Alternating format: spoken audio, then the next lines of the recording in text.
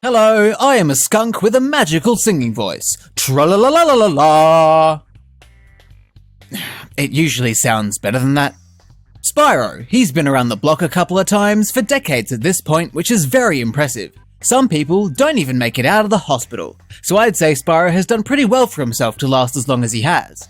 His career in the world of video games has had its ups and downs. I like to compare it to the Titanic. It started out as a luxurious and promising experience, beloved by those taking part, only for it to hit an iceberg and sink, drowning hundreds of people in the process. Now, it's very easy to look at the negatives. Sure, the Titanic sank and became one of the worst maritime disasters humankind has ever seen. It was an awful tragedy, and we tend to get bogged down in that detail. That makes it easy to forget the other details. Before all of that happened, the Titanic was an absolute marvel of a ship. It was the largest of its kind, and it was the peak of first-class travel. It had everything from luxury accommodation to restaurants and cafes, to swimming pools and spas. It sounds like something from a dream, and we tend to forget about those positives. At least they died in style. And I feel like I personally do a similar thing when it comes to the life of this purple dragon. I know that Spyro had a really strong start, and I was reminded of that with the Reignited trilogy, but I tend to focus on all the games between them that make me think about how much time and money I spent, only for them to be shit.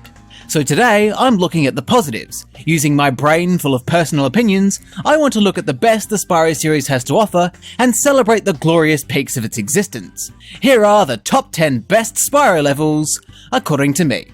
And if you don't like my choices, well, you can make your own video then. Let's crack on! We're kicking off with number 10, and receiving that honour is Ice Cavern. Ice Cavern is not just a perfect name for a sexually inactive vagina, it's also a perfect name for the level it's assigned to, mainly because it is an ice cavern. There's so much to enjoy about this level. Firstly, it has a great view right at the start. At the beginning of the level, you're able to stand on the lookout and see the rest of the cavern where you can admire the caves and structures that line its perimeter.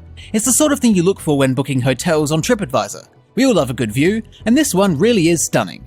It may be that my being Australian means I'm more drawn to cold locations because I'm so used to living in a furnace void of moisture, but I really do like this environment. The whites, blues and purples, combined with the gentle music, make for a really serene atmosphere, highlighted even more by the fact that Ice Cavern is surrounded by levels whose themes heavily contrast it. Being nestled between canyons and active war zones really helps Ice Cavern stand out as something different, like a panda sat between two combine harvesters. What I also love about Ice Cavern is that there are two ways you can go about completing it. You can go with the traditional method of sticking to the cavern's walls and following the path down, or you can glide from the lookout point and turn right to land at the end of the level and, like a scrawny twink who started hitting the gym, you can go from bottom to top and make your way through the level backwards. And what's great is it's just as fun no matter which way you go through it. Forwards or backwards, it makes no difference, and that's a sign of a really well-structured level. And some of its smaller quirks, like the gems on top of poles or enemies you can only defeat by knocking them off of ledges, really make this level feel special. Ice Cavern is more than deserving of being the worst best level in this list. I think it's obvious what follows number 10, but I'll make it clear for the idiots watching. Next up is number 9, and filling that spot is Lofty Castle. To me, Lofty Castle is an excellent example of the quintessential Spyro level. Particularly within the realm of the first game, I think it does a really good job of demonstrating what Spyro is all about. It has a little bit of everything. Taking place on an archipelago of floating islands, Lofty Castle makes great use of Spyro's gliding abilities, as well as incorporating magic whirlwinds to lift him to higher elevations. The level also makes use of supercharge ramps. It's not as impressive an implementation of supercharging as you'll find in other levels, but it still has its place here. There are multiple different areas to visit, and you can explore the level in any direction you see fit. What's particularly good about Lofty Castle is the fact that it's a trendsetter. To actually make progress through Lofty Castle, Spyro needs to free fairies from cages, and as a thank you, they will allow Spyro to use their fairy dust to get higher. In terms of altitude, not hard drugs. Spyro's progress is dependent on these fairy NPCs. No other level from the first game does this, and it's an element that would later become a series staple, and that's part of why Lofty Castle stands out to me. It also stands out to me because of its presentation. Lofty Castle captures the magical whimsy of the world of Spyro in a way no other level is able to do. This level feels the dreamiest. The setting of a castle on a bunch of islands in the starry night sky, paired with the music that just washes over you, particularly with the piano, it creates an atmosphere that makes you feel ethereal, like you're gently floating away and basking in magic. Maybe that fairy dust does have a psychedelic kick to it, after all. The point is, Lofty Castle is a one-of-a-kind Spyro level, and firmly and fairly lands in the number 9 spot. Now it's time for number 8, one of my top 10 favourite single-digit numbers. And filling the number 8 spot is Aquaria Towers. Aquaria Towers is a water level, which means anyone who's been playing games for longer than 5 minutes will shudder at the thought of playing it. They tend to make my eyes roll into the back of my head, but while water levels are generally hated, Aquaria Towers actually manages to be a really cool level. Off the top of my head, there's no other level in the series that evolves in the way Aquaria Towers does. It starts off as a pretty standard level, in which you run around defeating enemies and collecting gems as normal, but in order to progress, you need to hit these switches which fill the room with water, and you repeat this process multiple times until the level is almost completely submerged. You start out completely dry, and then the level makes you completely wet. And let me tell you, it made me wet in more ways than one. Yeah, that's right, I pissed myself. There aren't many levels in Spyro that are dynamic in this way. You go from being stuck on the ground to being able to swim wherever you like, allowing you to venture off into new areas you couldn't reach when you were earthbound. And I just think that's really cool. It has some pretty good missions as well. Hunter's Manta Ray course tests your reaction skills, and the Seahorse Tower challenge puts you into some actual danger, which is not something that happens very often in Spyro levels. Normally it's a leisurely stroll through a peaceful area, but this level actually has some obstacles you need to pass to rescue some seahorse children. And fun fact, did you know that male seahorses are the ones who give birth? That means these baby seahorses came out of King Flippy's penis. How about that? Aquaria Towers is both wet and educational. I do think being pretty much completely underwater does mean Spyro doesn't get to use his signature gliding and flaming abilities anywhere near as much as he would in other levels, but I think Aquaria Towers makes up for that by being a genuinely fun and well-designed water level, something that is pretty hard to come by. Oh, would you look at that? It's number 7, the luckiest number. Almost as lucky as leprechauns and pots of gold and clovers and potatoes and Guinness. To be sure, to be sure, to be sure. I feel like that might have been offensive. I'd like to formally apologise to all the Scottish people watching. I didn't mean to mock your culture, it was just a bit of good-natured fun. Coming in at number 7 is Skelos Badlands, which in a way feels like the opposite of Aquaria Towers. Skelos Badlands is a volcanic desert level littered with prehistoric remains and inhabited by a prehistoric caveman species. Just thematically, Skelos Badlands is awesome. I love a good bone, in fact, I'm full of them. But the way this level uses bones is pretty wicked. Giant bones and skeletons are used as platforms and tunnels throughout the level. Having the skeletal remains of massive prehistoric creatures form the architecture of the level is really cool. I once tripped over the skeleton of a kangaroo. Skeletons aren't as fun in real life, but Skelos Badlands uses them well. I also like how the level incorporates lava and the invincibility power-up, adding a bit of spice to the level's exploration. It makes Spyro to lava what Jesus is to water. It has some tough enemies, some of which attack you after they die, almost like a last resort suicide bomber, and it's got some solid missions too. The dinosaur defense game is a little bit trial and error, but once you figure it out, it's not too much trouble, and finding all the bones in the bone scavenger hunt is a real enhancement on the collectathon nature of the game. You're even rewarded with a funky little bone dance once you complete it. The only thing wrong with Skelos Badlands is the fact that it returned in Spyro Shadow Legacy as what I can only describe as a soul-sucking den of misery. But that's par for the course in that game. At least the true Skelos Badlands is a work of art worthy of holding the number 7 spot. Speaking of works of art, coming in at number 6, we have a real masterpiece in the form of Clifftown. Clifftown is a very iconic Spyro level. It is sadly also one of the levels that had the misfortune of being butchered in Spyro Shadow Legacy, but I don't even want to think about that. That version of Clifftown doesn't even deserve to be in this conversation. Clifftown is a fantastic level for so many reasons. Like I said, it's very iconic. Whenever I think of Spyro, Clifftown is the level that comes to mind before anything else. It's a simple level, but I think it's genius in its simplicity. You start off in this little fortress castle thing on the cliff's edge, then make your way through the desert town. On your way, you're attacked by quirky and funny enemies. Little bandit guys who charge at you after an encouraging spank on the bum from the big mamas at the cauldrons. And what are they cooking up? A delicious serving of treasure stew.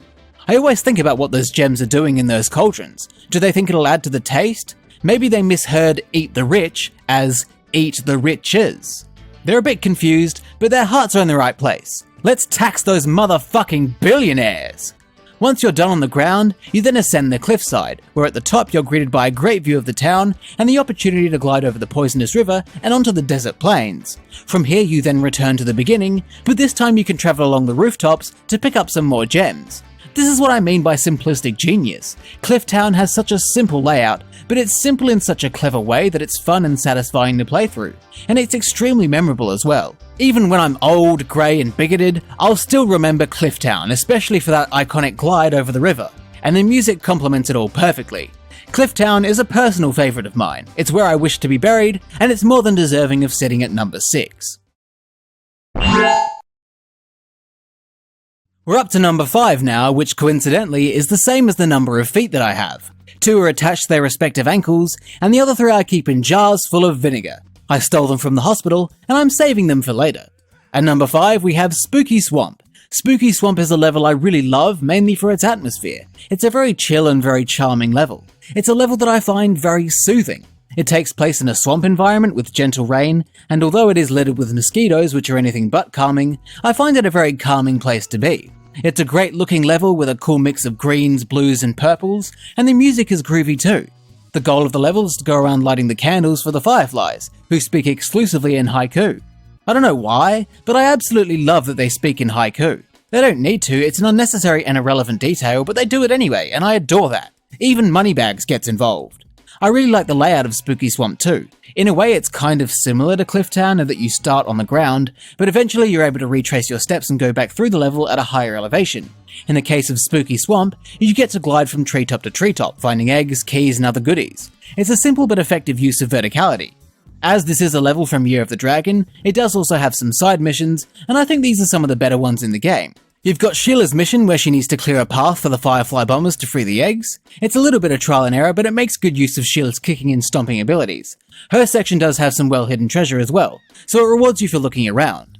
Then there's the boss against the Sleepy Wizard, which isn't the best thing in the world, but it's rare to see a boss mission in Spyro at all, so I thought it was really cool to see. Spooky Swamp is a jack of all trades. It has little bits of everything, and while it does seem like one of the levels that would smell the worst, it has an atmosphere, a look, and a soundtrack that I just adore.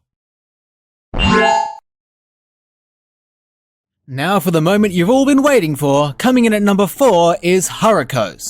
Horac Co appeals to me in a very similar way to Spooky Swamp. The reason Horac Co is a spot above is because Horac Co does it all better.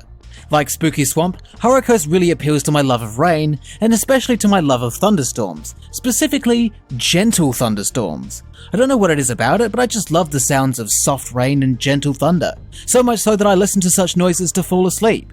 But Horac Co doesn't put me to sleep. It's a level that I'm thrilled to play.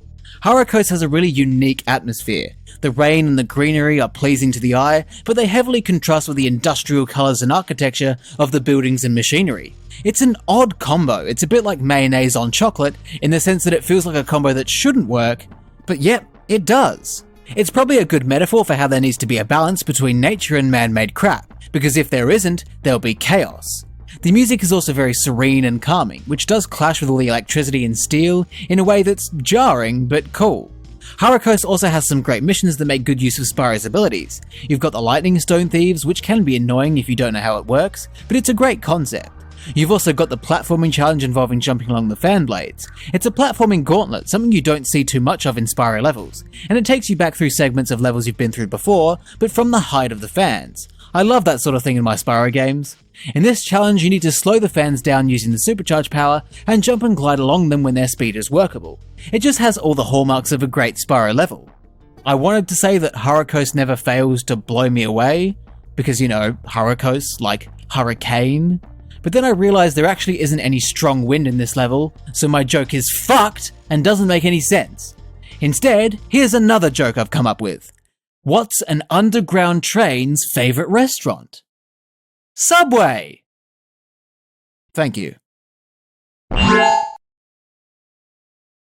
Next, for the number that when you turn it 90 degrees it looks like tits, an ass or a ballsack depending on your preference, it's number 3. And taking that spot is Desert Ruins.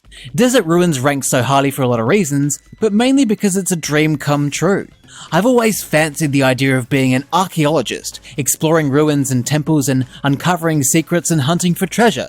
Obviously, I've just been brainwashed by Indiana Jones, and I know the reality would be nothing like that, so Desert Ruins is here to help me fulfill that impossible dream. You start in the desert, which is littered with bits and pieces of ancient statues and golems. You then head towards the caves, where you'll find some secret areas, and then head into the tomb. Inside the tomb, you'll find an underwater area filled with treasure, and when you reach the end of the tomb, you're greeted by fellow adventurer Tara Croft, who presents you with an egg, which was apparently the grand treasure that was hidden here. That's just wicked. It's a dynamic level with loads of different components and areas, and it actually feels like an adventure. It's got some bouncy and intense music to accompany it, with a very catchy piano riff as well. Desert Ruins is a well-designed level, making great use of Spyro's gliding for offshoot areas, and it's great at hiding secrets. It's also one of the more difficult levels in Year of the Dragon because of its abundance of scorpions and heat-based obstacles and traps. And as far as side missions go, Desert Ruins has some pretty good ones. Sheila's side-scrolling challenge was a good take on her regular gameplay. Like the platforms in Skelos Badlands, it was pretty bare bones and not anything overly impressive, which is probably why they only did it the once, but it was something different and I appreciate differences. Differences are cool as fuck. Some people don't keep feet in jars of vinegar, and while I think that's pretty weird, I don't mind. Live the way you want to. Go differences! Hunter's underwater shark battle was also one of the more fun vehicles in Year of the Dragon, so I'd count that as a win as well. Plus, it thematically makes sense. Sort of. So I'll give it a pass. I love me some Desert Ruins. Makes me want to go find a temple and run away from a giant boulder in a fun and thrilling action scene. Obviously, I've just been brainwashed by Indiana Jones, and I know the reality would be nothing like that, but a man can dream. A man can dream. It's time for number 2, and our silver medalist is Treetops. Treetops is one of those lightning in a bottle levels, you know? It's just incredible, and I think it's the pinnacle of the first Spyro game. It's a level where, as you're playing it, you're just like, yeah, this is it. This is what it's all about. You've got your hands in the air, and you're waving them around. You don't know why, but the very experience of Treetops makes you want to do things with your body. Treetops stands out in the first Spyro game because of its theme. All of the levels in that game have great themes, but there's a lot of overlap. A lot of grassy plains, a lot of castles, and a lot of town-like environments. Treetops takes place in the treetops, so it's already got a unique feel about it. You're up high in the canopies on a calm night, where one wrong step sends you plummeting to your doom. It's a little unnerving, but it's still a cool atmosphere. But where Treetops really shines is in its structure.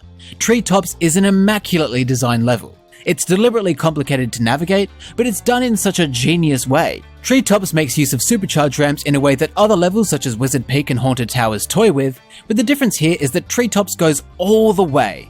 You need to combo supercharge ramps in a way that will launch Spyro into higher elevations and towards parts of the level that you probably didn't even know were there. You need to think, you need to problem solve, and you need to explore. It's a really unique level. And the best part? Every time I play it, I completely forget how the fuck I'm supposed to do it. I never remember how Treetops works. I never remember which supercharge ramps I'm supposed to combo to get to certain places. And that means that every time I play it, I get to relearn it and re-experience it all over again. It's very satisfying. The only downside to Treetops is that it's also one of the levels that was fisted and morphed into a travesty by Spyro Shadow Legacy. Such a damn shame. But the proper version of Treetops is incredible, and if you don't like it, you're barking up the wrong tree. Keener eyes will have noticed that every single level on this list so far has been from the original trilogy / the Reignited trilogy, apart from the few that have also appeared in Spyro Shadow Legacy, but I'm not counting those versions of them because fuck that game. They've all been from the first 3 games, and it's like, as if it was ever going to be any different. Have you seen the other games in this series? All of them are worse than Spyro's 1, 2, and 3, so of course the best levels are going to be from those games. That was always going to be the case. And while I believe that I am justified in omitting levels from all of those games from this list, part of me does want to acknowledge some of the levels from those games because they did some things that I genuinely liked. I did actually consider a few levels from each game for this list, and it would feel wrong to not mention some of them at all. So, here are some honourable mentions, spelled with a U because, my Yankee friends, that's the correct way to do it. Thieves' Den from Spyro Enter the Dragonfly. I actually really love this level's concept. The The thieves from the first Spyro game were really cool and iconic, appearing in most levels in the game until the developers gave up on them about halfway through. Thieves' Den gives these thieves an origin, with a level that has a really cool theme. It has a unique quirk in that some of the treasure is alive, and its side missions are some of the better ones in that game. The only thing wrong with the level is that it's in Enter the Dragonfly, meaning it suffers from the same problems that all levels in that game suffer from. It's extremely large and very empty, and it also forces you to use the wing shield technique, which most of the time doesn't work. Munitions forged from The Legend of Spyro: A New Beginning. This is probably my favourite level from the Legend of Spyro trilogy. While it's still stuck with A New Beginning's painfully boring and repetitive gameplay, I think it's a pretty cool level anyway. It has a great atmosphere with tense music and volcanic activity in the dangerous mines, it involves Moliere and the Manwismals, giving it a bit of its own story, and it has this weird train minigame which kinda sucked, but at least it's something to give you a break from the combat. And also, at the end, you have an escape sequence from Cinder. Of the levels in The Legend of Spyro, I feel like this one is the most polished and the most enjoyable. Dragonfly Falls from Spyro Hero's Tale. A Hero's Tale is probably the best Spyro game that isn't the original trilogy or their remakes, and Dragonfly Falls I reckon is the best level from that game. It's a fairly simple level with a basic theme, but I really like it. It's a chill level from the early game, with a great atmosphere and music to go along with it, and it's also one of the few times in the whole series where you get to play as Hunter and have it not be a shitty speedway vehicle. It's nothing mind-blowing, but it's a level I really enjoyed playing. Hi, if you skipped straight to number 1 and didn't watch anything before this, fuck you. The time has finally come. All that ranking has led us to this, the number 1 spot, and taking home the crown and the title of best Spyro level is Fireworks Factory. I cannot think of any level in the entire Spyro series more deserving of being number 1. Fireworks Factory is an outstanding level. From the moment you enter the level, you're struck with the brilliant setting and atmosphere. It becomes immediately clear that this isn't a factory by any definition of the word, but the setting is still excellent all the same. The incredible tense, pulsing soundtrack hits you as you lay your eyes on the Rhinoc Ninja Fortress, glowing with yellows and oranges from the molten lava that flows through its grounds and contrasting well with the deep purple of the night sky. You fight through hordes of Rhinoc ninjas who are trying to stop you and Greta from foiling their plans and destroying the sorceress's rocket. You ascend to the top of the fortress, making your way through bright purple corridors fraught with danger. You blast yourself across the gap between the fortress walls with a cannon, and with an impressive display of martial arts mastery, Greta clears the way and destroys the rocket. Fireworks Factory makes you feel like you're on a mission. It tells a story. You've got a job to do, and you're not going to let anything stand in your way. And I just love it. No other level makes me feel that as much as this one. It's a tense atmosphere, but you're pumped and ready to rise to the challenge. I think the level is really well structured as well. Obviously the fortress itself is great and allows for some areas of varying altitude, and there are also lots of little rooms and offshoot areas to explore, and with the abundance of enemies and Spyro's access to fireworks, it really forces you to defend yourself to escape actual danger. And then you've got the side missions. Handel recruits Spyro to help him retrieve an egg from a high ledge, and to get it, Spyro needs to make it through a gauntlet of ninja Rhinocs, all trying their best to see him perish. It's tough, but it's fun, and really tests how good you are at controlling Spyro in high-pressure situations. And the dragon battle? Holy shit! This is such an incredible side mission. Granted with the power of flight and super flame, Spyro must take down 2 dragons in an epic duel, and it's the most Spyro has felt like an actual dragon in the whole series. It's tense, it's hard, and most of all, it's fun. The weakest link in Fireworks Factory is Agent 9. Agent 9's section leaves a lot to be desired in the original version since his first-person shooting didn't really control the best, but the reignited version remedies that with much more comfortable controls, and I'm forever grateful for that. Fireworks Factory does not take a wrong step. It's so great it was even the setting of a celebratory fireworks show at the end of the 3rd game. Even the game itself thinks this level is incredible, and I think so too. Fireworks Factory is without a doubt the best level in the Spyro series. And there we have it, the top 10 best Spyro levels. It was honestly pretty hard to pick 10 levels that I thought were the best. I mean, it was easy to cull out most of the series, but regarding the good games in the series, it was a tough job. I reckon when I wake up tomorrow, this list will probably change completely. But I'm happy with how it turned out. If your opinion is different, that's fine and good for you. I'd like to hear what you think the best levels in the series are and why you think my choices were wrong. But if you're going to be a big meanie about it, then I don't want to hear it. Go suck a fat one. But yeah, that's it. Cool. Bye.